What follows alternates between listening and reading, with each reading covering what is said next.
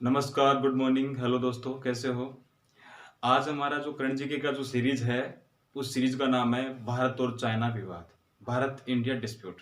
बहुत ही अच्छा लेक्चर है ये, बहुत ही मतलब हमारे एग्जाम के विषय बहुत इंपॉर्टेंट टॉपिक है, तो हमें पता होना चाहिए एक्चुअली इंडिया और चाइना के मध्य हो क्या रहा है।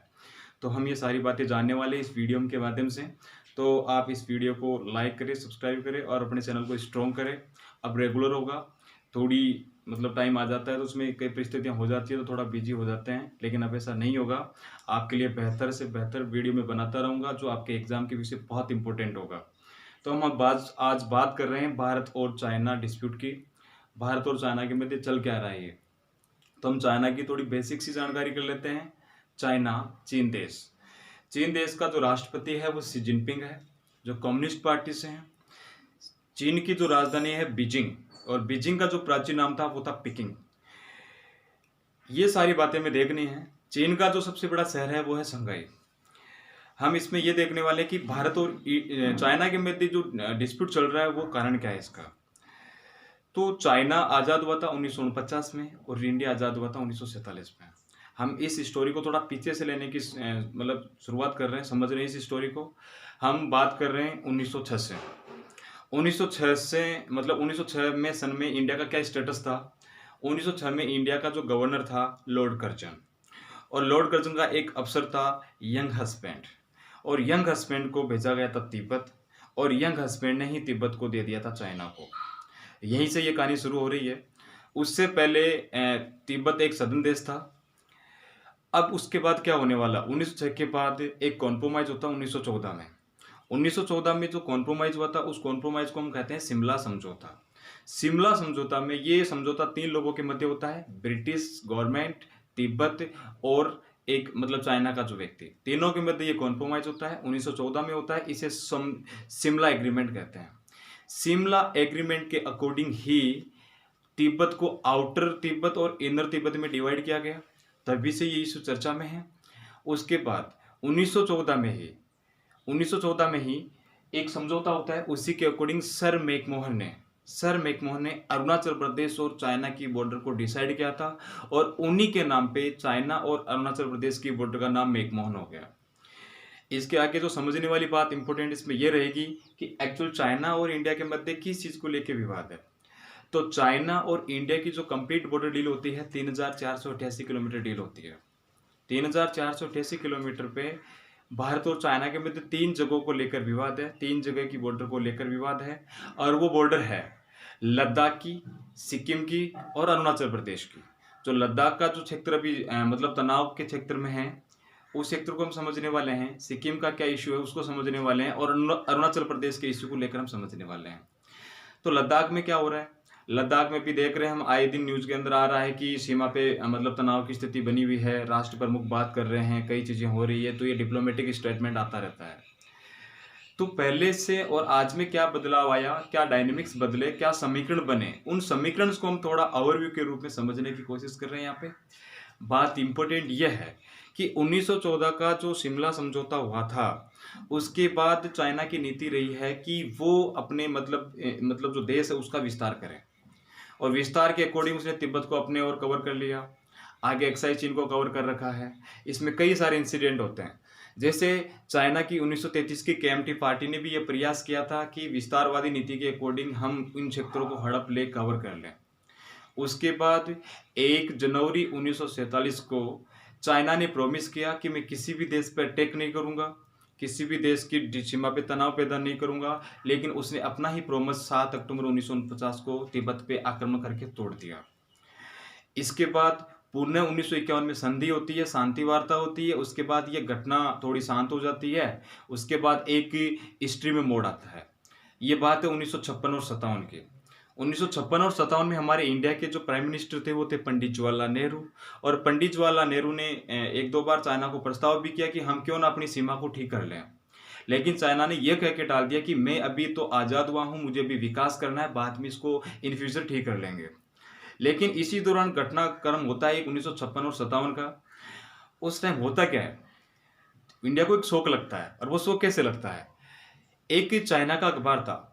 चाइना का अखबार, जैसे मैंने अभी थोड़ी देर पहले बताया था इसी वीडियो में, कि चाइना की जो राजधानी है वो बीजिंग, और बीजिंग का प्राचीन नाम था पिकिंग। पिकिंग से एक अखबार प्रेस होता था, उस अखबार का नाम था pictorial picking news. Pictorial picking news. इसी अखबार में कुछ ऐसी घटनाओं को छापा गया जिसको देखकर इंडिया को शौक लगा। वो घटनाएं क्या थी? वो घटनाएं ये थी कि इंडिया के जो मतलब सीमा में जो मतलब क्षेत्र था, जैसे अक्साई चीन हो गया, अरुणाचल प्रदेश का तवांग घाटी हो गया, सिक्किम का कुछ क्षेत्र हो गया, उन सब स्थानों को उस अखबार ने अपने मतलब देश के क्षेत्र में दिखाया गया। और इन चीजों को देख के इंडिया को समझ नहीं आ रहा था कि हो क्या रहा है। तो इंडिया ने चाइना को फिर बोला कि जी ये क्या हो रहा है, तो उनका डिप्लोमेटिक स्टेटमेंट आता है कि ये तो मतलब पुराने नक्शे हैं, ये तो पुरानी कहानी है, ये तो हम बदल लेंगे, टाइम है, ये सब चीजें होकर उस चीज को दबा दिया गया। लेकिन चाइना का असली खेल शुरू होता है 1959 से। 1959 में चाइना ने एक लद्दाख का एक पास है, कोंगला पास। कोंगला पास कोंगला पास घटना से ये असली गेम शुरू होता है। कोंगला पास घटना में चाइना आर्मी ने इंडिया के 8 सैनिकों को मार दिया और 10 सैनिकों को बंदी बना लिया। यहीं से ये सारी कहानी शुरू होती है। ये कहानी उभर कर आती है 1962 के भारत और चाइना युद्ध के माध्यम से बन के आती है ये चीज सारी की सारी। और इस चीज को लेके एक लाइन तय होती है लद्दाख क्षेत्र में, एलएसी। एलएसी लाइन को तय करना मतलब उस टाइम अंतरराष्ट्रीय दबाव का कारण था। एलएसी मतलब line actual control. Line actual control मतलब दोनों देशों के मध्य एक लाइन का नाम है, और ये इतिहास के माध्यम से अक्साई चीन हमारा हिस्सा है। तो यहाँ पे अक्साई चीन को इंडिया ने कवर कर रखा है, सॉरी चाइना ने कवर कर रखा है, और यहाँ पे तवांग घाटी को कुछ हद तक इंडिया ने कवर कर रखा है। तो ये सारा मामला है। इंडिया और चाइना के मध्य 3 जगहों को लेकर विवाद है। पहली जगह है यहाँ पे वेस्टर्न मतलब लद्दाख का क्षेत्र। ये कैसे है कि हम यहाँ पे सेंटर में तिब्बत को रखते हैं। तिब्बत को रखते हैं तो तिब्बत की पश्चिमी दिशा आ जाएगी, पश्चिमी दिशा, और पश्चिमी दिशा का जो क्षेत्र है वो है पूरा का पूरा लद्दाख। और तिब्बत क्षेत्र ऑलरेडी कवर कर रखा है, इसको थोड़ा समझने वाले हैं। और यहाँ का जो ईस्ट ईस्ट इसको समझते हैं north east frontier agency. North east frontier agency. Tawang घाटी क्षेत्र को नॉर्थ ईस्ट फ्रंटियर एजेंसी के नाम से यानी निफा के नाम से जाना जाता है इस क्षेत्र को, तवांग घाटी क्षेत्र। अब ये जो सारा का सारा विवाद जुड़ा हुआ वो तिब्बत से जुड़ा हुआ है। तिब्बत एक स्वतंत्र मतलब राष्ट्र था उस टाइम। यहाँ पे एक राजवंश था, दलाई नामा राजवंश। और दलाई नामा राजवंश का अभी जो मतलब जो 14वां व्यक्ति है तेंजिन ग्योत्सो, इसने भी हाल ही में भारत में शरण ले रखी है। 1956 से ही दलाई लामा वंश ने शरण ले रखी है इंडिया में। तो ये शरण लेने का रीजन यही है कि जो मैंने बताया था 1947 में प्रॉमिस किया, 1949 में प्रॉमिस को तोड़ा, उसके बाद 1951 में संधि हुई, 1959 में कोंगला पास का जो घटनाक्रम होता है, उसके बाद 1962 का भारत चीन युद्ध होता है। तो ये सारी चीजें चल रही है। और इंडिया की तो हमेशा नीति रही है कि कोई शरण में आ गया तो उसको शरण देना। तो दलाई लामा तिब्बत के जो राजवंश थे उनके 14वें जो व्यक्ति हैं उन्होंने यहाँ पे शरण ले रखी है। और ये बात हमारे कंपटीशन देश को पसंद नहीं आई, चीन को। तो हमारा चाइना से 3 जगहों को लेकर विवाद है। और पहला विवाद है यहाँ पे लद्दाख को, और लद्दाख को कितनी किलोमीटर को लेकर विवाद है? 2150 किलोमीटर को लेकर विवाद है। तो ये सारा का सारा एलएसी का क्षेत्र आता है। अभी जो तनाव की स्थिति बनी हुई है ये एक रोडों को लेकर विवाद है। मतलब ये था कि 1947 के बाद जो भारत के और चाइना के मध्य जो संधियां होती है और अपने अपने क्षेत्र में मतलब वो एक बुनियादी निर्माण कर सकते हैं, और बुनियादी निर्माण के लिए वो रोडों का निर्माण करेंगे। तो बीजिंग शहर ने तो अपने क्षेत्र में रोडों का निर्माण कर लिया, इंडिया ने कुछ नहीं बोला चाइना को। अब इंडिया अपने क्षेत्र में रोडों का विकास कर रहा है तो ये बात चाइना को पसंद नहीं है। तो ये कुल मिला के रोडों के विकास कार्य को लेके एक तरह का गतिरोध उत्पन्न करना विवाद है।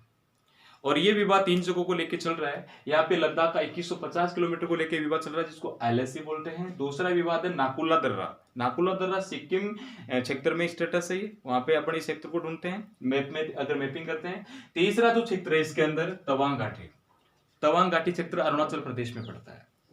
तो अरुणाचल प्रदेश और चाइना की बॉर्डर का नाम मैकमोहन है।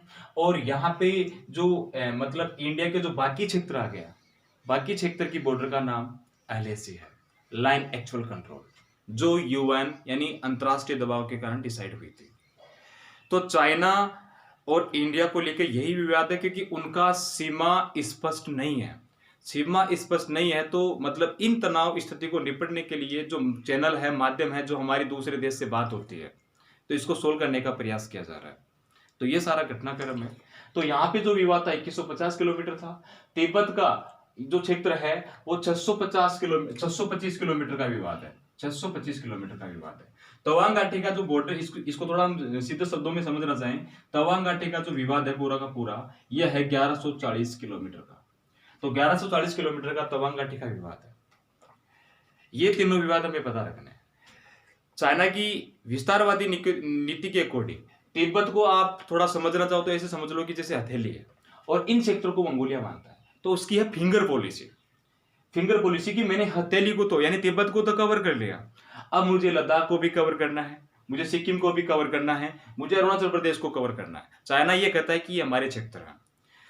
चाइना ये दावा करता है कि जो मतलब शिमला समझौता हुआ था, मैं शिमला समझौता को खारिज करता हूं। क्यों करता हूं? क्योंकि जब ये शिमला समझौता हुआ था तिब्बत इस मुद्दे को अच्छे से रिप्रेजेंटिव नहीं कर सकता था। मतलब चाइना ये कहना चाह रहा है कि तिब्बत एक अच्छा नेतृत्व करने वाला देश नहीं था, चाहे तिब्बत से गलती हो गई, हम उस गलती को सुधारने का प्रयास कर रहे हैं। तो ये सब सारी चीजें चल रही है।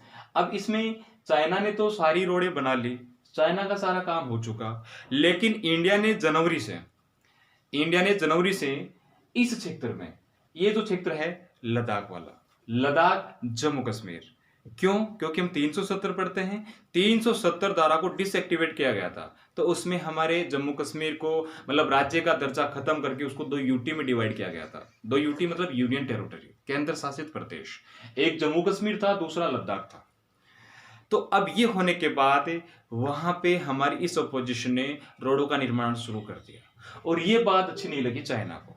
तो चाइना ने इस निर्माण कार्य में गतिरोध पैदा करने के लिए यहाँ पे मतलब ये जो क्षेत्र है पेंगोंग झील, मतलब हम पेंगोंग झील से अगर लद्दाख से काराकोरम जाना होगा, काराकोरम जाना होगा तो हमने यहाँ पे एक रोड बनाई है। अब ये जो रोड शुरू है वो है दुर्बुक श्योक, एक क्षेत्र का नाम है, श्योक नदी है। तो दुर्बुक श्योक से ये रोड शुरू होती है और दौलत बेग ओल्डी पे खत्म होती है, जो काराकोरम में क्षेत्र पड़ता है। दौलत बेग ओल्डी, इसी रोड का नाम है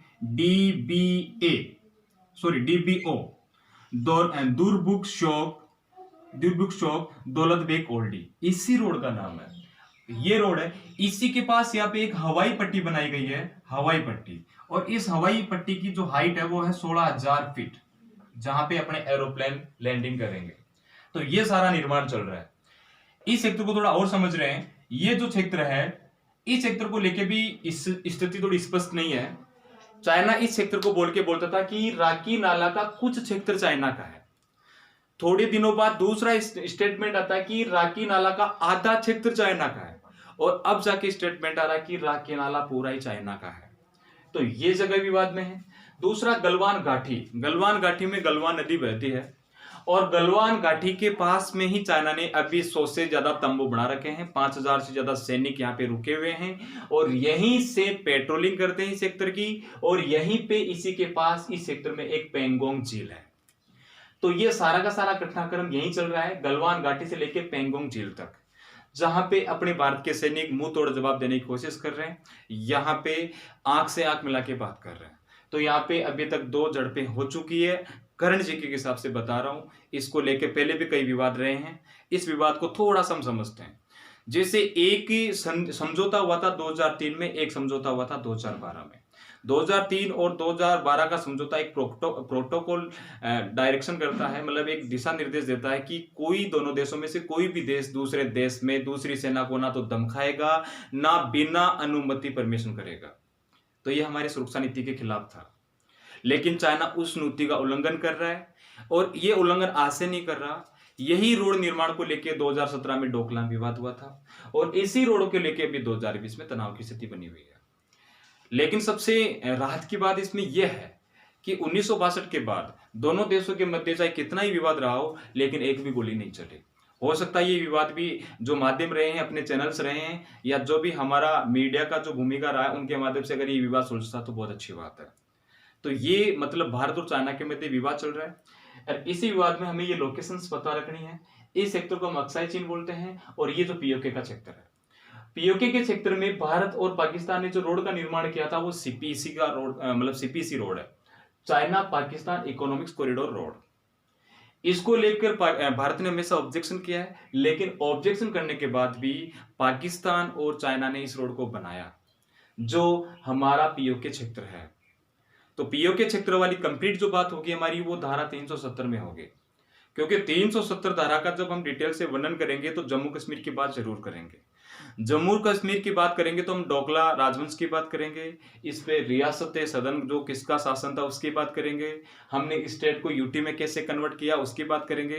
तो यहाँ पे हिस्ट्री और कॉन्स्टिट्यूशन और यहाँ का करंट जीके, तीनों चारों चीजें जो सारी की सारी होने वाली है वो 370 धारा के करंट जीके लेक्चर में होने वाली है। तो हमें यहाँ का जो भारत और चाइना का जो डिस्प्यूट है, इस डिस्प्यूट को हमें ध्यान रखना है पूरा का पूरा। ये लोकेशंस अगर अपने माइंड में है तो कोई दिक्कत नहीं। यहीं से हमने बात की थी नेपाल और इंडिया की, जो काला पानी को लेके विवाद था। तो इस चीज को कौन कन्वर्ट कर रहा है, इस चीज मतलब कौन इसको मतलब उकसा रहा है नेपाल को, तो सारा का सारा जो रिमोट कंट्रोल का काम कर रहा है वो चीन कर रहा है। और चीन की असल बात तो देखो, चीन ने दुनिया को कोरोना दिया, चीन को पूरी दुनिया घेरने के लिए लगी हुई है कि चाइना ने कोरोना की असल जानकारी सभी देशों को क्यों नहीं दी। चाइना ताइवान से मोर्चा खोल रखा है, चाइना दक्षिणी चीन सागर से मोर्चा खोल रखा है, जो अमेरिका को ऑब्जेक्शन कर रहा है, ताइवान से, हांगकांग से, इंडिया से, मतलब हर देश से इसने मोर्चा खोल रखा है। अब ये तो समय ही बताएगा कि इन मोर्चों का क्या रिजल्ट रहने वाला है, क्या ये शांति के दूत बन के आएंगे या कुछ अलग हालात पैदा कर देंगे अपने देश में। तो इन सभी घटनाओं का हमें मतलब थोड़ा सीरियसली होकर ध्यान देना है, क्योंकि ये घटनाक्रम हमारे एजुकेशन व्यू से बहुत इंपॉर्टेंट है। यहाँ से डायरेक्ट क्वेश्चन बनते हैं, क्योंकि ये चर्चा में रहने वाला क्षेत्र है। हम जिस देश में रहते हैं, हमें उस देश की प्रॉब्लम्स नहीं पता, तो हमारा फिर नागरिक होने का क्या फायदा है। तो ऐसा नहीं हो कि हम पढ़े तो इन बातों का ध्यान रखें, नहीं पढ़े तो भी हमें पता होना चाहिए कि आखिर डिस्प्यूट क्या है। तो हम इस वीडियो के माध्यम से इतनी बातें बता रहे थे। अब हम इसका मतलब प्रॉपर सिलेबस में बहुत लंबा टॉपिक लेके आएंगे। हम करंट व्यू के हिसाब से इतना ही ले रहे हैं इसमें। थैंक यू, धन्यवाद।